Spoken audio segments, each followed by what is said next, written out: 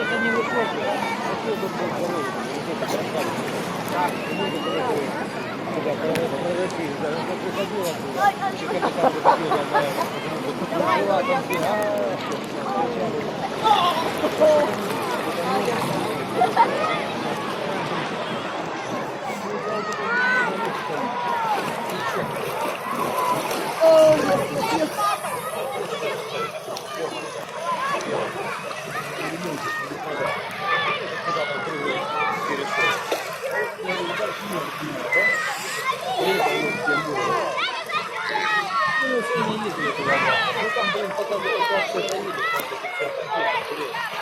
Я поговорю, что я чувствую, что приеду.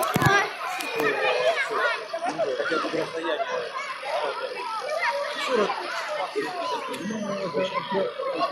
Заметы для нас. Это же было бы это туда. Хотя говорят, здесь будет у нас.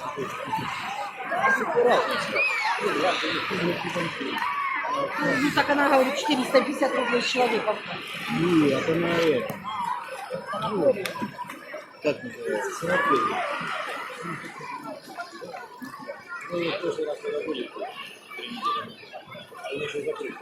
Да, она вот такая связь. Люди ходили в класс. Да. Пойдем, мороженое. Мы спрашивали,